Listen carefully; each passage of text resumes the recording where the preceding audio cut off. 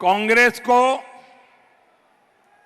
उनके साथियों को जहां जहां उनकी सरकारें हैं, चाहे तमिलनाडु में हो, केरल में हो, कर्नाटका में हो, तेलंगाना में हो, पश्चिम बंगाल में हो, हिमाचल में हो, मैं उन मुख्यमंत्रियों को चुनौती देता हूं और जरा समझ ले मेरी चुनौती को। ये मेरा पॉलिटिकल स्टेटमेंट नहीं है, ये मेरा चुनावी स्टेटमेंट नहीं है।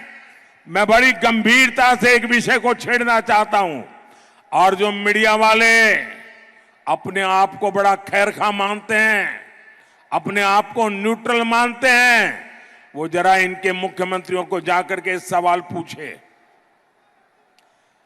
ये उनके शहजादे आए दिन उद्योगों का विरोध करते हैं, उद्योगपतियों का विरोध करते हैं, निवेश का विरोध करते हैं।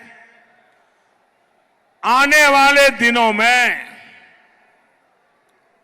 कौन उद्योगपति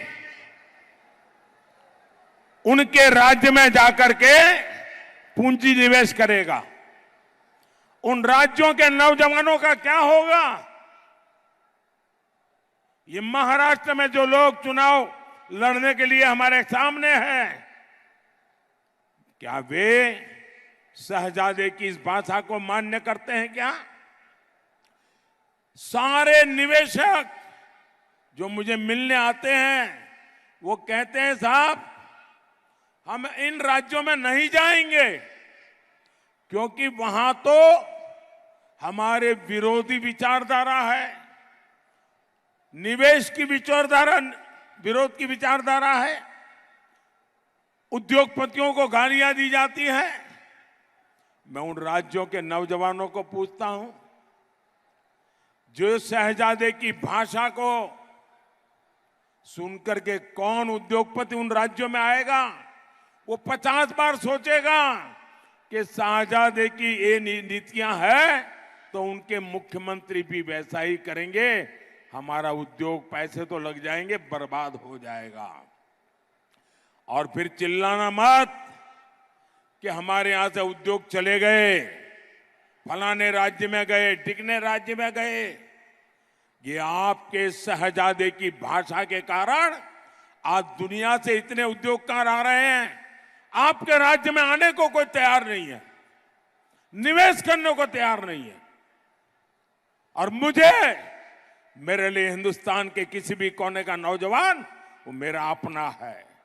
ये जो शहजादे की भाषा है, उद्योगकारों के खिलाफ जो बोला जा रहा है, उद्योगों के खिलाफ बोला जा रहा है, निवेश के खिलाफ बोला जा रहा है, देश के नौजवानों की जिंदगी तबाह करने की भाषा बोली जा रही है। क्या ये सारे मुख्यमंत्री उससे सहमत है कि विरोध में है?